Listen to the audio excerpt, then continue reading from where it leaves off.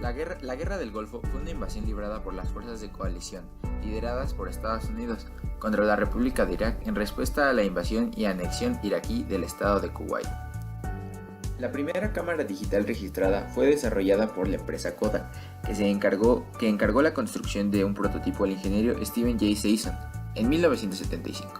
Esta cámara usaba los entonces nuevos sensores CCD desarrollados por Fairchild Semiconductor en 1973. El origen de la infección es una variante de la cepa H1N1 con material genético proveniente de una cepa aviaria, 2 cepas porcinas y una humana, que sufrió una mutación y dio como salto entre especies de los cerdos a los humanos, para después permitir el contagio de persona a persona. El 11 de junio de 2009, la Organización Mundial de la Salud, OMS, la clasificó como de nivel de alerta 6, es decir, pandemia en curso. La gripe AH1N1 fue una pandemia causada por una variante de la influenza virus A, que surgió en el año 2009. Los atentados de los denominados como fueron una serie de 4 atentados terroristas suicidas planificados cometidos aquel día en Estados Unidos por 19 miembros de la red yihadista Al-Qaeda, mediante el secuestro de aviones comerciales para ser impactados contra diversos objetivos, causando la muerte de alrededor de 3.000 personas y dejando a otros 6.000 heridos, así como la destrucción en Nueva York de todo el complejo de edificios de World Trade Center y graves daños en el edificio del Pentágono, sede del Departamento de Defensa de los Estados Unidos. La globalización es un proceso económico, tecnológico, político y cultural a escala planetaria, que consiste en la creciente comunicación e interdependencia entre los distintos países del mundo, uniendo sus mercados, sociedades y cultura, a través de una serie de transformaciones sociales, económicas y políticas que les dan un gran carácter global. La palabra terrorismo tiene fuertes connotaciones políticas y posee elevada carga emocional, y esto dificulta consensuar una definición precisa. El terrorismo es denominado por medio del terror, el control que se busca a partir de actos violentos cuyos fines es infundir miedo. El terrorismo, por lo tanto, busca coaccionar y presionar a los gobiernos o a la sociedad en general para imponer sus reclamos y proclamas. ¿Qué es el mundo unipolar? El mundo unipolar es un país donde solo se acepta una sola opinión, capitalismo o superpotencia, como Estados Unidos, y su característica es la dominación.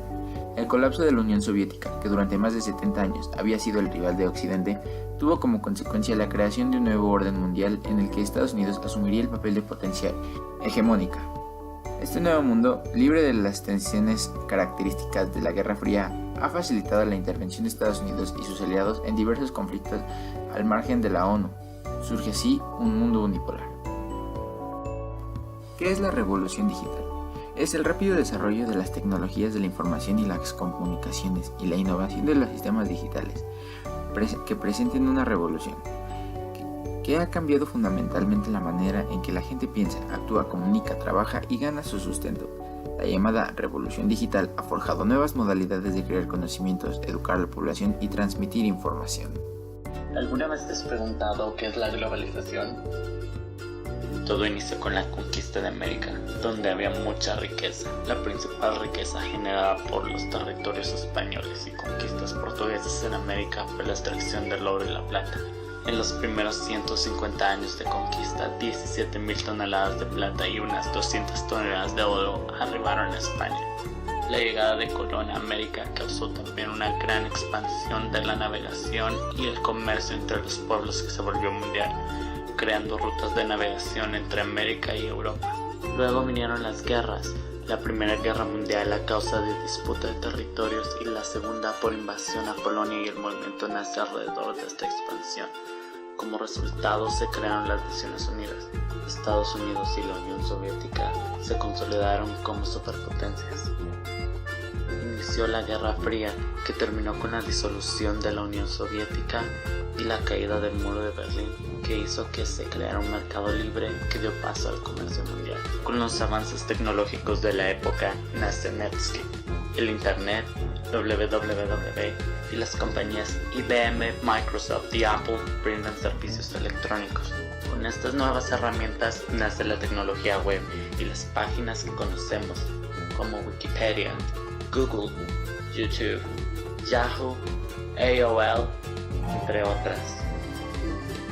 utilizando estas herramientas nacieron los MOOCs y Gamification, que son cursos libres y abiertos a todo público, y Gamification son plataformas de simulación donde a través de estas se puede tener acceso a cualquier tipo de información para aprender.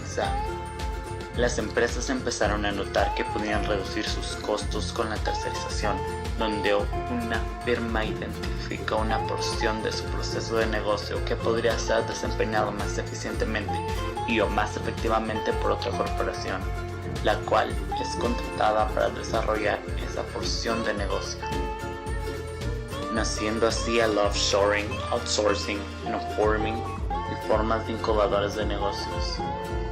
Por si fuera poco, en la actualidad existe una moneda global como servicio de pago y evita que cualquier persona ajena utilice su dinero para su propio beneficio, como los bancos. Es complicado, pero vemos como todos los aspectos culturales, económicos y políticos se están uniendo. Dentro de 10 años no me sorprendería encontrar una propuesta para un gobierno mundial. Eso es globalización, un proceso económico, social, cultural y político de gran escala. El concepto ideal de globalización es que la humanidad pueda estar unida sin barreras y sin conflictos.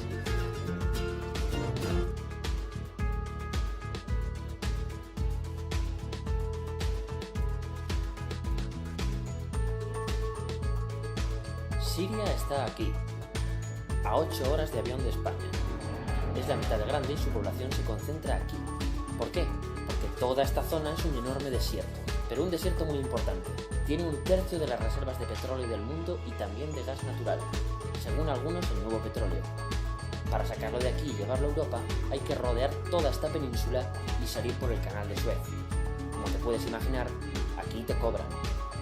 Pero hay otra manera más fácil, la línea recta. El que controle estas tuberías las puede abrir y cerrar, como un grifo. Si no pagas, no hay petróleo, ni gas. Esta región es la joya. La civilización del planeta empieza en 3 sitios y este es uno de ellos. Mesopotamia, aquí. Sumer, que te sonará menos, pero es el puto inicio de todo. Aquí también. ¿Recuerdas la Torre de Babel de la Biblia? La hicieron estos tíos. Egipto, aquí. Siempre ha sido un punto de contacto entre Oriente y Occidente, dando a Asia salida al Mediterráneo. Quizá por eso aquí nacen las principales religiones monoteístas, el judaísmo, el cristianismo y el islam. El islam es el último que llega y de hecho acoge a las dos anteriores. Adán, Noé, Moisés, Jesucristo son considerados profetas islámicos. Bueno, al grano, como la zona es la hostia, todos han querido controlarla y siempre ha estado dentro de algún imperio. Persas, griegos, los romanos. El imperio romano termina partiéndose en dos y finalmente solo sobrevive este. Ahora es cuando la última religión monoteísta, el Islam, construye su propio imperio. ¿Te acuerdas de las cruzadas? Bueno, pues son los europeos cristianos intentando recuperar esta zona de la que estamos hablando. Los últimos en llegar son los turcos, que ojo, no vienen de Turquía, sino de a tomar por culo en Asia, junto con Gengis Khan. Lo conquistan todo y fundan el Imperio Otomano. El Imperio Otomano se queda ahí hasta la Primera Guerra Mundial, 600 años. Cuando acaba la Primera Guerra Mundial, aparecen pequeños países donde antes estaba el Imperio Otomano, y por primera vez vemos a Siria en un mapa. Hasta ahora la habíamos dibujado para no perdernos. ¿Y quién se inventa esos países? Lo que te voy a contar es alto secreto. Bueno, lo era en 1916. Este súper secreto se llama Acuerdo de Sykes-Picot. Los franceses y los ingleses no podían derrotar solos al Imperio Otomano. Solo podían si les apoyaba la gente que vivía dentro, en su mayoría árabes. ¿Cómo se los ganaron?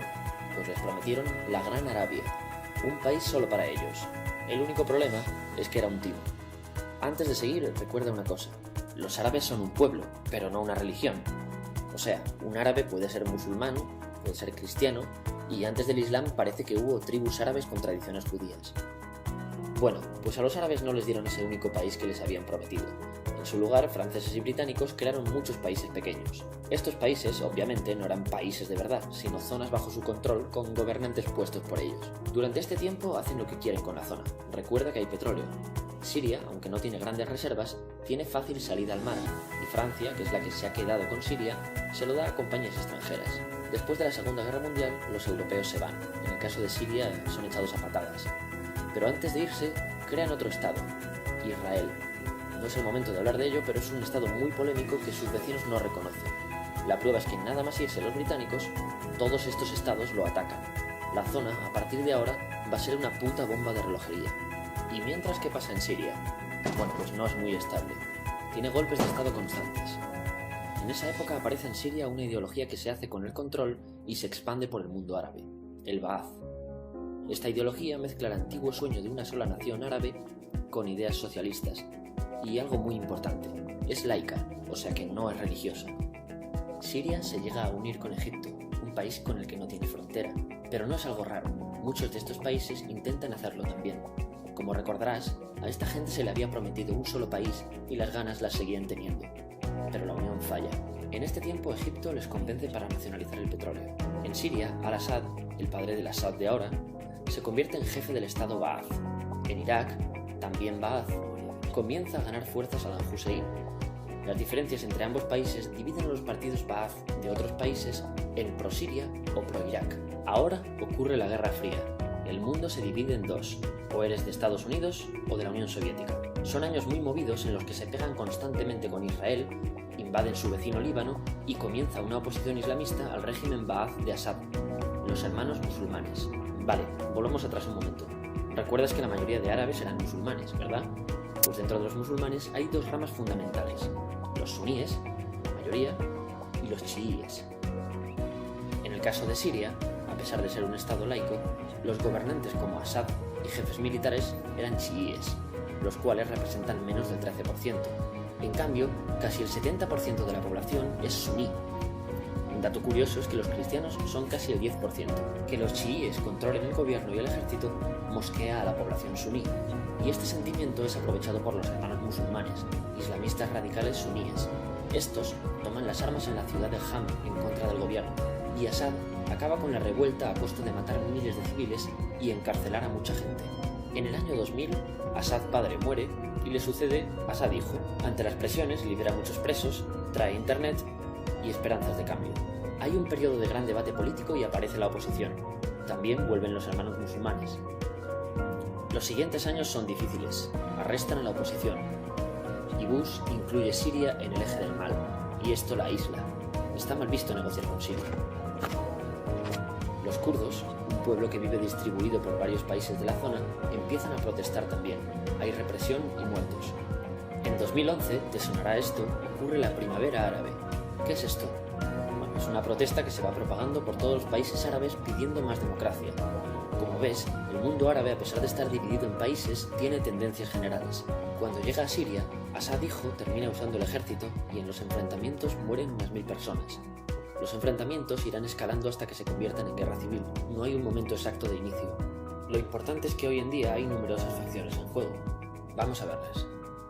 Pero primero piensa en que todo está dividido entre chiíes, la minoría, y suníes, la mayoría. Chiíes y además laicos, o sea no religiosos, son el gobierno de Al-Assad. Controla todo esto, que si recuerdas son básicamente las zonas chiíes del país. El gobierno de Assad está enfrentado al resto. También mayoritariamente laico, pero suní, es el Ejército Libre de Siria o FSA en inglés. Junto con el Frente Islámico, que es religioso, y otros 70 y pico grupos más, forman una coalición que la prensa llama simplemente la oposición.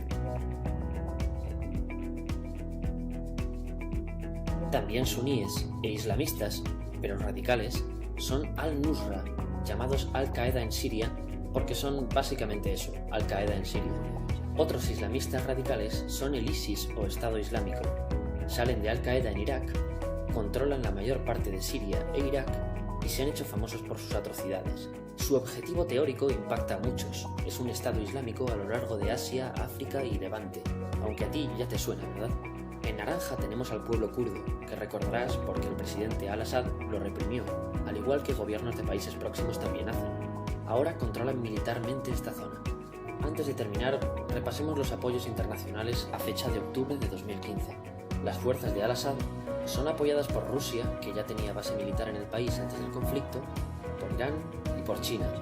Todos son países de lo que Europa llama Oriente. En contra de Assad, apoyando a la llamada oposición, luchan Estados Unidos, Turquía, Francia, Gran Bretaña y Arabia Saudí. Podemos terminar con algunas conclusiones. Te advierto que esto ya es pura opinión. Si recapitulamos, vemos que la región es estratégica. Por su situación privilegiada, todos la quieren. Siria siempre ha estado bajo el paraguas de grandes imperios. Piensa que hace 100 años la actual Francia era Francia, Gran Bretaña era Gran Bretaña, pero es que hace 200 también, y hace 300 también, y hace 400 también. En cambio, Siria solo es Siria desde hace menos de 100 años, y solo se gobierna a sí misma desde hace poco más de 50. Además, jamás decidieron sus fronteras, se las impusieron. Europa divide Oriente Medio a su antojo para controlarlo, diseñando países sin tener en cuenta su población. Muchos historiadores dicen que todo pueblo tiene la necesidad de manejar su propio destino, pero estos ingredientes que hemos visto juegan en contra de proyectos como la Siria Ba'ath, que encima usa la represión para mantenerse. En última instancia, producen una guerra civil. En este contexto no es extraño que aparezcan actores que se alimenten de la desesperación, el sentimiento suní de opresión y la visión de Occidente como invasor. ISIS usa la identidad árabe y la mitología de antiguos imperios.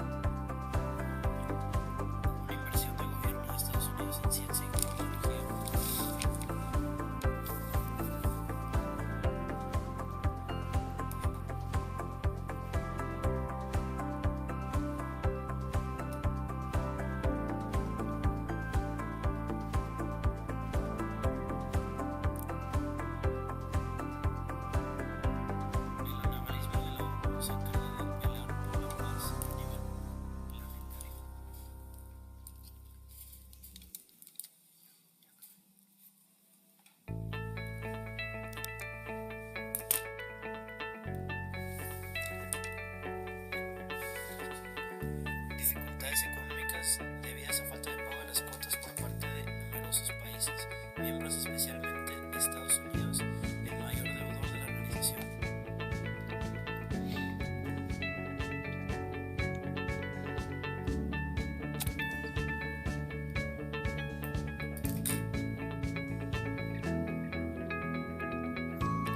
En 1990 el ejército de Irak invadió el pequeño emirato petrolífero de Kuwait en el Golfo Pérsico, ante la negativa del presidente iraquí Saddam Hussein a retirar sus tropas. La ONU ordenó el envío de soldados. Intervencionismo en el Medio Oriente.